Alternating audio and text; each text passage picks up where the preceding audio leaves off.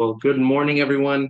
Thank you for joining us this morning for a workshop with the Monterey Bay APEX Accelerators and the City of Salinas. My name is Jesus Escutia. I am the program manager for the Building Business Back program, as well as on our little team, we have our director of operations, Paul J. Farmer, and our program analyst, Jose Luis Barajas. So for today's agenda, we'll be covering the Building Business Back program. We have a number of speakers today in the workshop, so we'll briefly touch on our program, and then we'll jump into with Victor Valdez, the program manager of the Monterey Bay APEX Accelerators program. We'll give a brief introduction to government contracting, and then we'll have City of Salinas staff. We'll go into depth about the city procurement, local preference, and vendor registration processes. We have ample time at the end to take your questions. If you have any questions, please write them down. We'll take questions at the end of the presentation. So, Building Business Back. Building Business Back helps all businesses in Monterey County with a special emphasis on those belonging to historically underserved communities such as women, minorities, and LGBTQ+. Our program serves primarily as an informational hub where business owners and entrepreneurs can find and access resources they need to be successful. Our team regularly updates our website with new grants, loans, utilities, government contracting, and many other updates, many other programs, pardon me, of interest to businesses. We also host a number of hybrid workshops throughout the county that cover a wide range of topics, including disaster relief, navigating the permit center, and getting certified as a diverse supplier. Most importantly, you can always count on assistance from one of our BBB team members. Our main office is in Salinas, but we recently added satellite office hours in several cities, including Soledad, King City, and Monterey. So, without further ado, I will hand it over to Victor Valdez, the program manager for Monterey Bay APEX Accelerators. Thank you, everybody, for joining us today.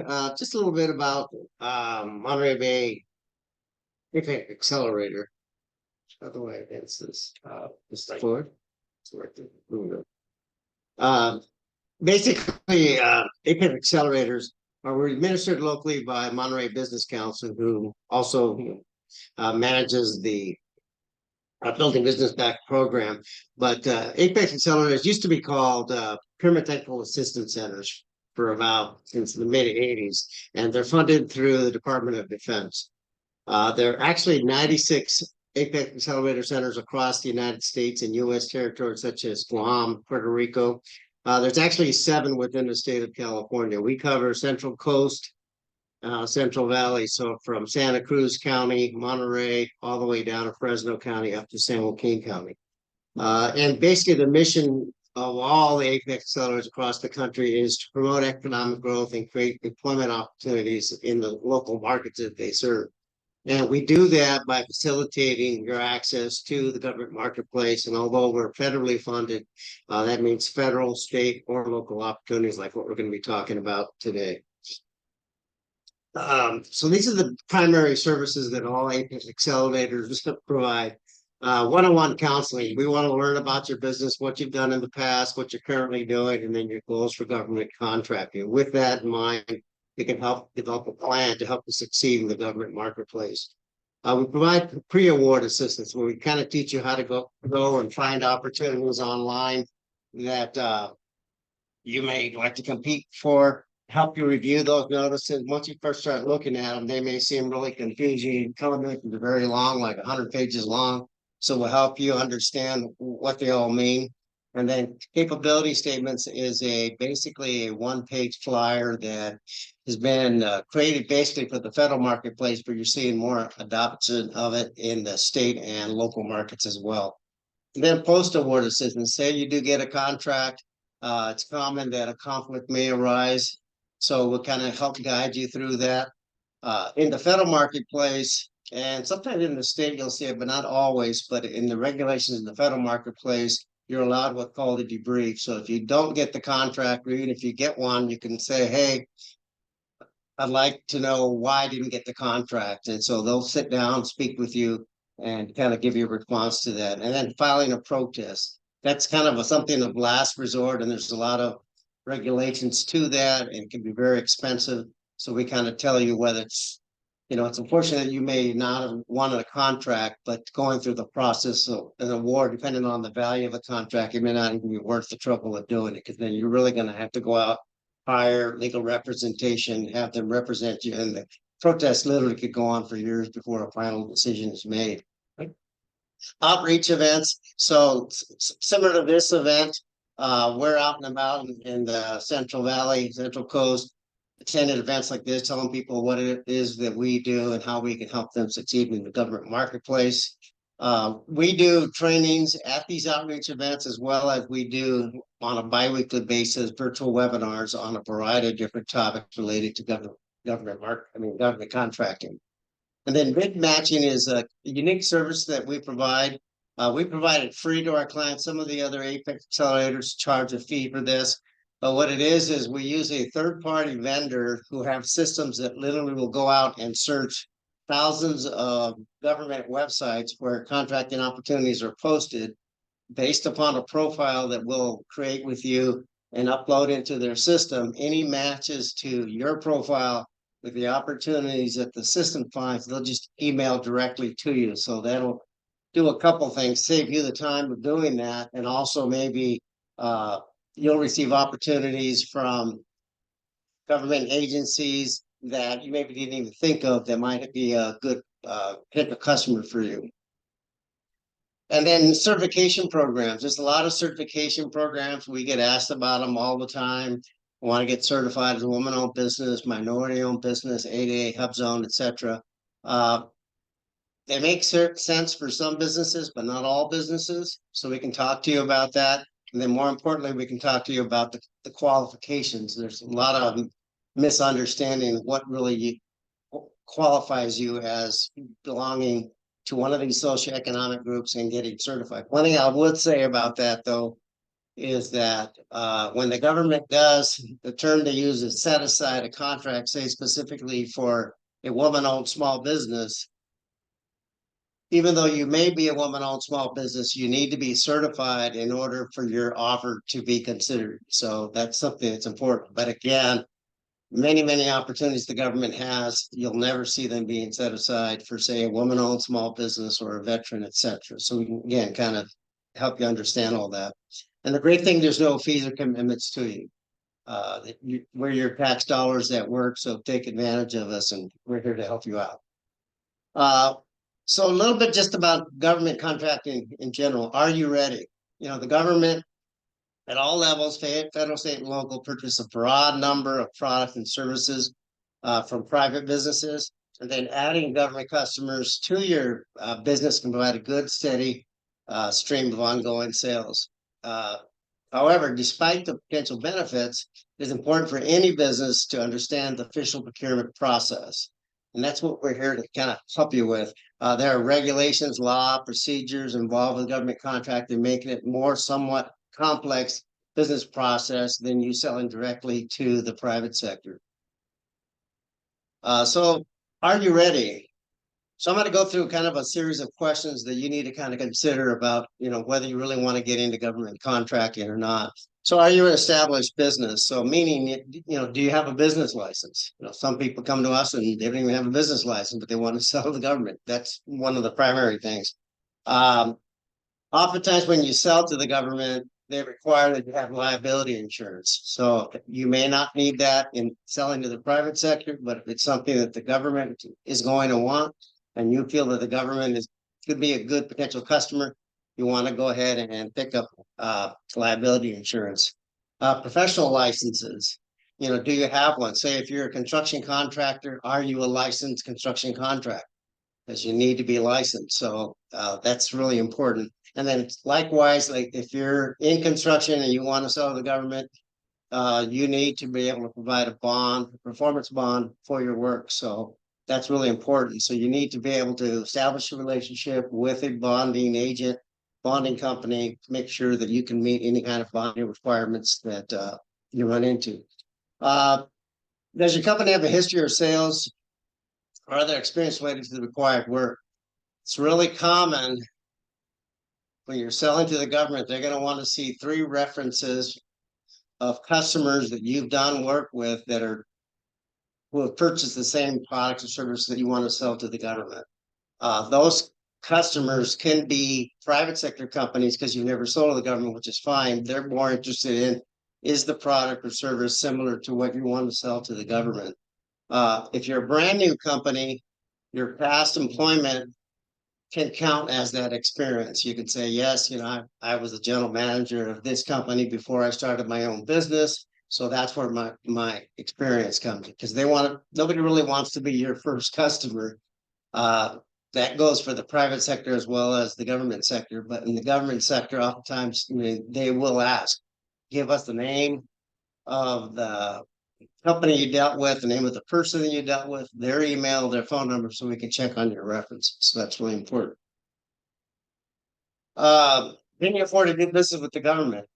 One thing about doing business with the government is that they're notorious for slow pay. Oftentimes, they'll say, well, our billing cycle is every 30 days. So you do work for us or sell us product, you submit an invoice after 30 days, and then they may take 30 to 45 days to actually pay that invoice. So you need to have cash on hand to maybe get you through 60 days after you've actually delivered the product or service before you'll ever get paid. So keep that in mind. Other thing about getting affording to do business with the government is that oftentimes too, you'll see that they'll have a special portals online for you to submit your invoice. So you'll have to learn how to do that. I'll talk a little bit more about that here in a minute. Next one, have you done, are you willing to do necessary market research to determine the government's demand for your product or service? So it's really important for you to understand that does the government really buy what it is that you sell? One thing that I always kind of tell people too is that you want to understand where you're at in the supply chain, meaning that you may have a good business, but you would never sell your product or service directly to the government. You're going to sell it to another company who in turn sells a product or service to the government. So you'll be a subcontractor, and you can make a lot of money being a subcontractor who is someone who sells to the government, but you would never actually do it yourself, or would rarely do it. So is it really worth your time to try to pursue selling directly to the government when in fact most of the time they're buying from somebody else that's who you sell to? There are tools out there for you to do market research to see whether the government buys your product or service. A lot of times too, like with the certification that I mentioned earlier, you can go online and see the types of contracts that are set aside for specific socioeconomic groups. So if you have a business, you can do a search on your type of business, and then you can say, okay, how many of these contracts went out to, say, woman-owned businesses? It'll tell you. If you see that there's none there in the future, you're not going to see any coming up as well. So do your market research, determine really whether they buy your product or service at all. Do you have good computer skills, reliable computer, and good internet service? So much today, everything is just done by the computer. So you got to make sure that you've got good skills, or if you don't have it, somebody on your team, one of your employees has good computer skills. One of the things is that you'll go look at one government's website and see how to find contracting offers pretty easily, but others, that you go in there and it's like a maze. It's not user friendly. It's not intuitive of how to find what it is you're looking for, how to use the filters to get the information you're looking for. We can help you with that. We have guides that we can share with you to help you kind of walk you through the steps. But you really need someone to has good skills like that. First and foremost is doing that market research to see whether or not they buy what it is you sell. Then oftentimes you need to actually register in their systems in order to sell to them. And then when it comes to submitting offers like a bid or a proposal, again, you're having to upload through their systems in order for them to receive it. And then, of course, then you get to the point where all of a sudden you want to invoice them, and that's a whole different system that you need to learn in order to submit an invoice to them. So you need someone who's got that skill set to kind of navigate working with all those different systems that are out there. And then just this last one, just are you willing to dedicate the time and effort to learn new approaches to selling your products or services? I always mention to people, are you willing to contribute the resources to be successful in the government marketplace? It takes time to kind of learn a lot of the stuff that I just went through. But you need to be willing to either spend your time as a business owner or pay somebody else to do that for you. And it may be months before you'll actually land your first contract. In the meantime, you're paying someone to do all this research and figure out how to register on these sites, etc. So uh, are you willing to do that? Are you willing to work with us? Let us show you the way and how to do it. So with that, I'm done, and the city of Salinas will tell you about what they've got going on in their purchasing departments. Perfect. Thank you so much, Victor. Very, very, very great resource that Victor, Apex offers. We have some of the counselors here in the audience today.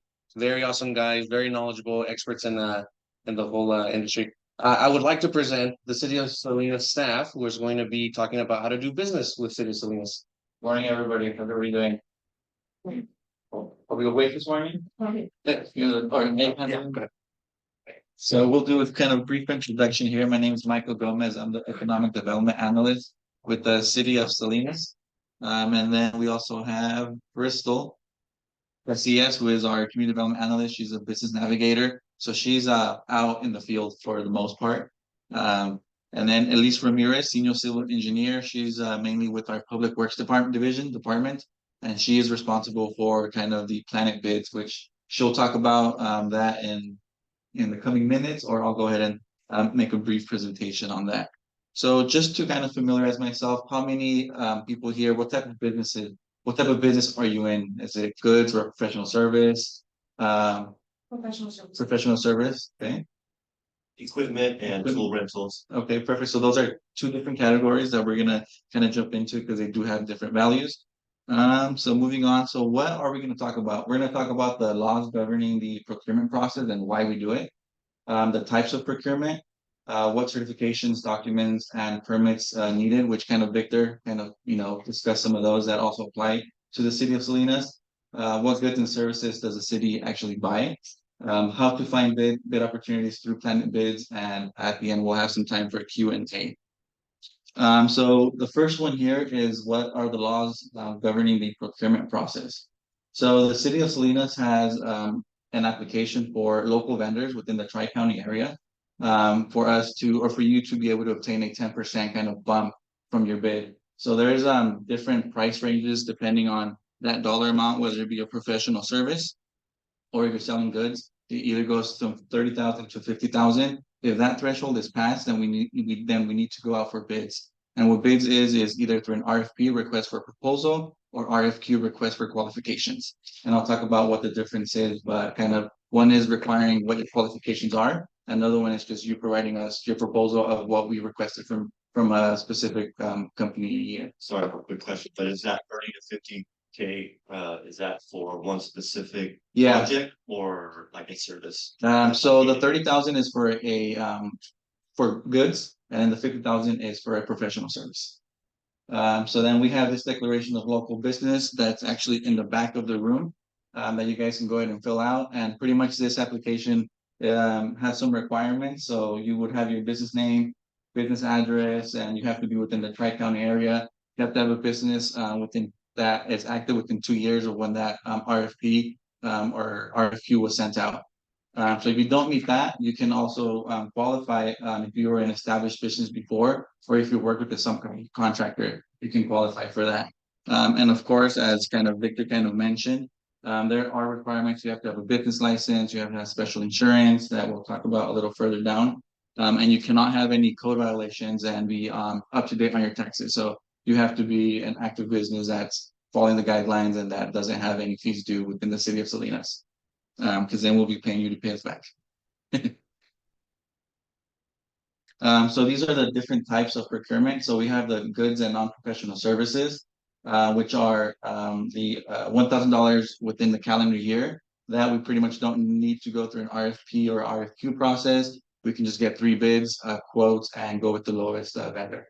The second one is here is if it's under 30,000 or if it's above 30,000 for professional or for goods and non-professional services, and that's when we do the RFQ, RFP.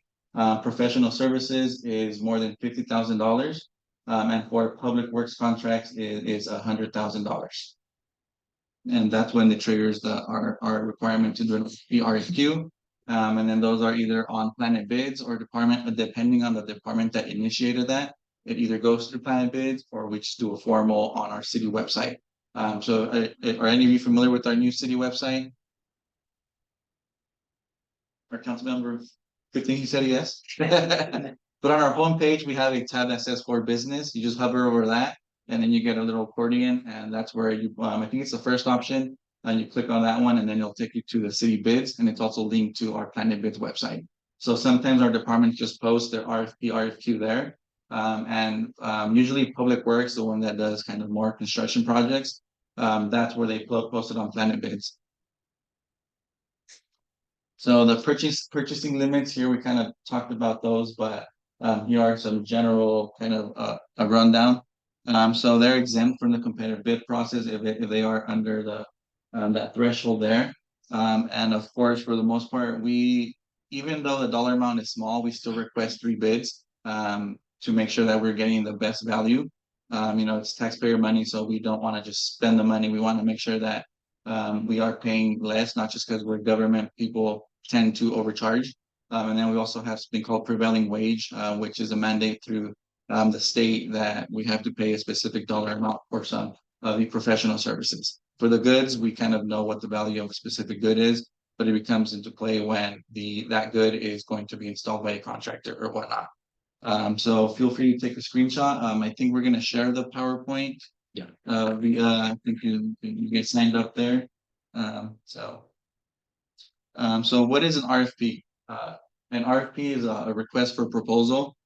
So that's a method that a lot of government agencies use to solicit proposals from consultants or anybody in general. And for the most part, the RFP is done in-house by city staff. We kind of check in with our council. What is it that the intention of this project is? We put it in a format where we specify what are the outcomes that we're trying to get out of it. And sometimes depending on if we know what our budget is, we put it on the RFP. Up to $200,000, we're looking for a consultant to do a master plan on our LSL area. Sometimes we leave that out, and we pretty much just go through the process and open the value at the end, and then that's when we determine the lowest bidder, or we go pretty much whoever has the best proposal. These are exempt from the lowest bidder. But we usually, try to go with the lowest bidder, but there's times where we do reference checks and the lowest bidder doesn't have the best qualifications, or they're missing some items. So we just go with the proposal that was best graded by city staff and or community members. So a lot of the RFPs, we have a panel that reviews those. Depending on the type of project, it's held internal by just city staff, or we communicate with some partners in the community that are familiar. For example, in East Salinas, we did the Public Arts Commission because we did a public arts or the LSL District Identity Master Plan. So we solicited input from our community members. That way they also have some play and give us their opinion on that specific consultant, if they fit the need of the community, and so on. Any questions on this one? No. So the next one is pretty much the request for quote. Request for qualifications, which is pretty much similar, same process. The only difference is how this one is rated. We rate them based on their qualifications. And then for these, we do get a fee schedule. That one is mainly negotiated after the fact. So if they meet the minimum requirements on the qualifications, then we go straight to discuss what the cost is. So we do the same process as far as evaluating it. So we reach out to community members, nonprofit organizations that are going to be affected by whatever that proposal is. And then we determine what the cost would be. Sometimes we are surprised because it's a very high cost, but at the end we decide to move forward with them because our community was also involved. They agreed with it. And city staff is also comfortable with getting them on as a consultant. And these are mainly for professional services. So one thing, once we negotiate those prices, the City of Salinas has a master service agreement that we can also share a template with you. And that master service agreement pretty much has the requirements of the consultant. So we pretty much use the proposal that was submitted with any changes that we want to incorporate, attach it as an exhibit. That way that contract is, you have to follow those guidelines, requirements, and set those goals whenever that time frame was requested upon. And then it also has our insurance requirements. So you do have to have a minimum liability that I don't think we bring a copy of those. No, so we'll go ahead and email those to you with the PowerPoint, but it does have your general insurance liability, auto insurance liability, and depending if it's a public works contract, it's a little more extreme because we do require you to maintain that that insurance for up to 3 years, 5 years, or 10 years, depending on that public works project. And some of those projects are ran by grants. So those grants also set limits of what insurance requirements are needed by the city, which in fact we require our consultants to do that. And one thing to note is the City of Salinas always has to be added as additional insured. We have come across issues where we request them to add the city as additional insured, and their carrier doesn't want to add us because it also includes any volunteers that are in our staff or that work with the City of Salinas, any additional consultants. So if you add the City of Salinas, it's going to include anybody that does work with the city.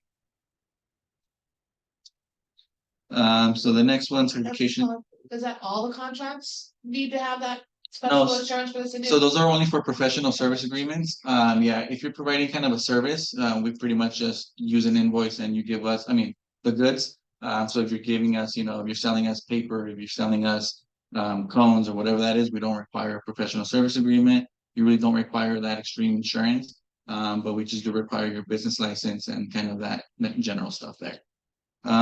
So the certifications, documents, and permits required. So as mentioned, you do need to have a City of Salinas business license if you're doing work within the City of Salinas.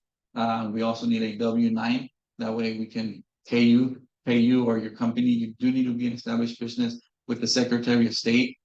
So whenever we decide to move forward on somebody, we verify with the California Secretary of State to make sure that your business is active. It's not suspended or you don't have any red flags on there. Because once again, we want to make sure that we are hiring competent and vendors that are doing their work appropriately. Any questions on this one?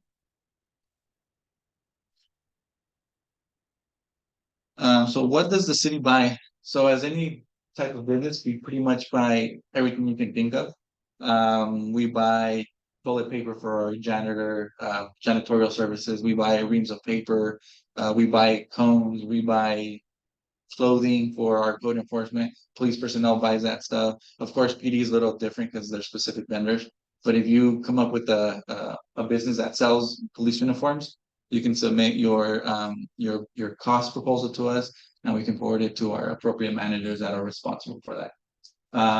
So one important thing is that we do not keep a vendor list. So we don't have a preference of who we go. We may be accustomed to going to a particular vendor just because that's what we've been doing in the past. But if you submit the form and or any inquiry, please submit it to our finance department, which we will have not here yet. So we will email you those contact information as well. But for the most part, if you do want to do business with the City of Salinas, like I said, we buy any type of goods. We do a lot of service. I'm getting a comment from Crystal. Yes, Crystal. Oh, the contact info is at the end where you can submit your kind of cost proposal. You have a pamphlet of what services you provide at what cost. Just forward it to that contact that I'm going to show here in the back or at the end of the PowerPoint. And pretty much what that individual will do is receive your quote, your proposal, what services you sell, what your cost is, and forward it to the department or division in charge of that particular good or service. For example, reams of paper, she will probably send it out to all departments, all divisions. Because for the most part, I think we use Office Depot to buy our paper in bulk. But of course, if you're a local vendor and we get a hold of what your cost is and it's pretty close to it, maybe even less, maybe a little bit higher, you get that 10% credit for being a local vendor. So there are some items exempt from the process, which are kind of sole source items, internet service, cell phones, real estate appraisals, appraisers, we pretty much don't have to go through that whole process. We can go directly to specific individuals. One thing actually that I kind of failed to mention is if we do an RFP process or an RFQ process and we don't get any solicitations from anybody, we're able to go directly to the source, to whoever we think can do the job. The main thing is to follow the procedure. Once we do that, we get no bids and we're free to go directly to whoever we want to go to. So where can you find, yes. Since you don't keep a vendor list, does each department do their own purchasing, or is it centralized? No, so each department pretty much starts their own purchasing. So for example, if I need to buy a ream of paper for my division, my department, then I initiate it. It just initiated by each department there. Our procurement division pretty much oversees that we're pretty much spending appropriately, and that we're uploading our receipt, that we're uploading the required documents. But pretty much each division is responsible for starting that process and requiring their own services. Yes.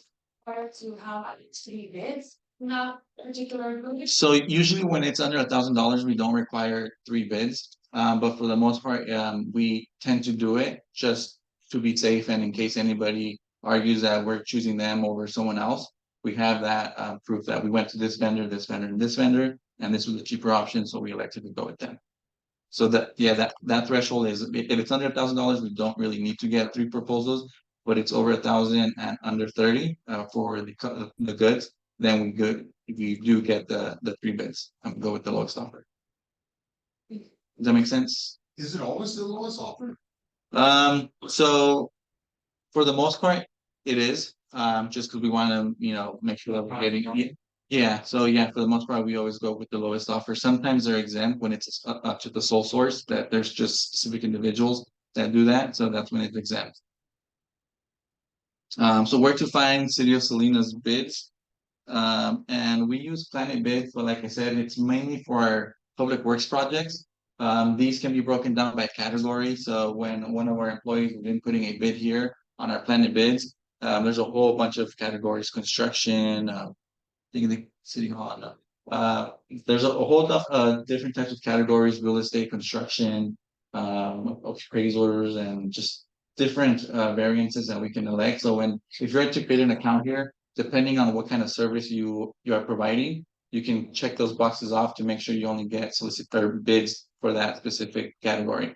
Because you probably, if you sell, paper, you don't want to get solicitations for arts or for murals and whatnot.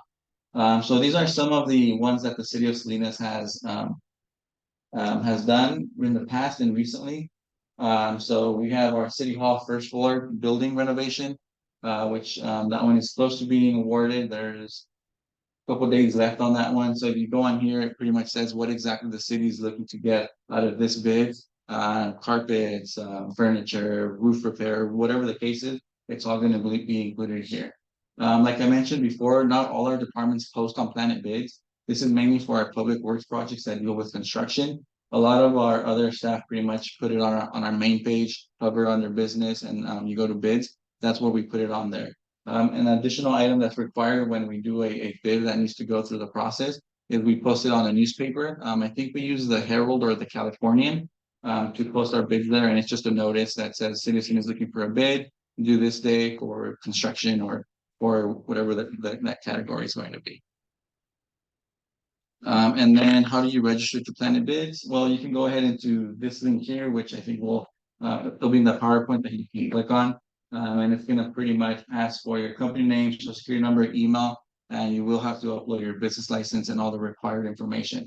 But of course, the city will re-verify that information. We'll request you to submit your business license. We'll do a reference check, and we'll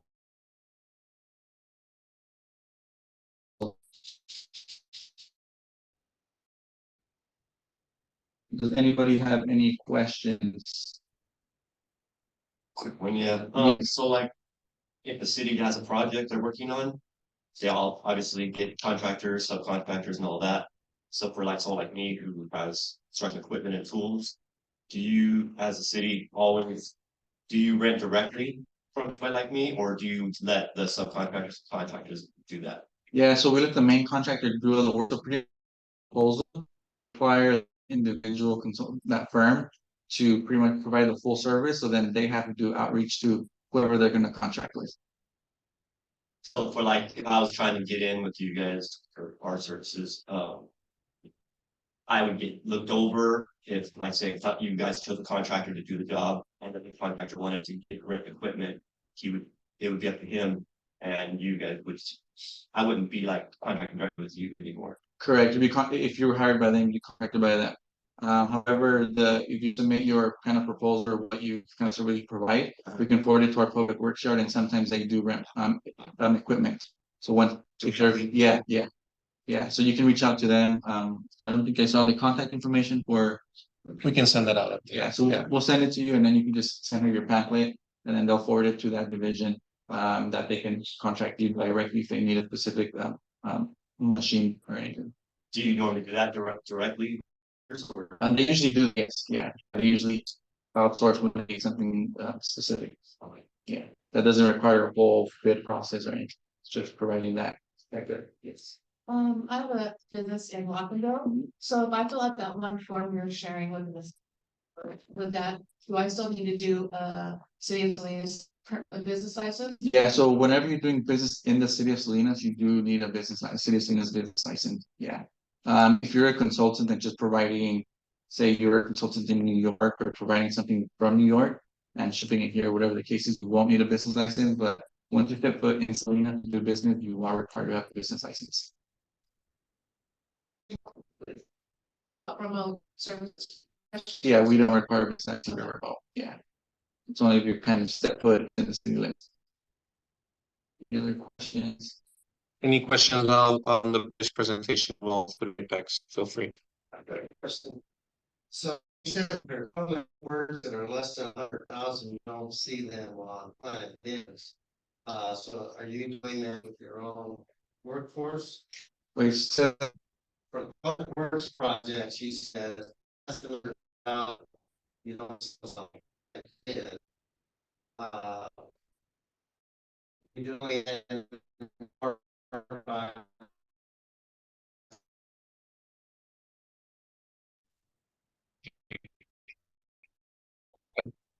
Talking about this, we talked about the liability amounts to business with government. Liability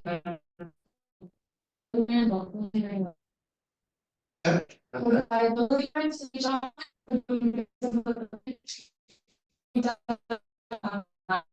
Oh, my God.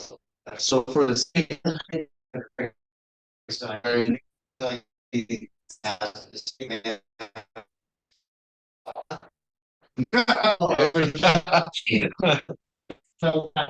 don't know. for the city, the ability $1 million. Of course,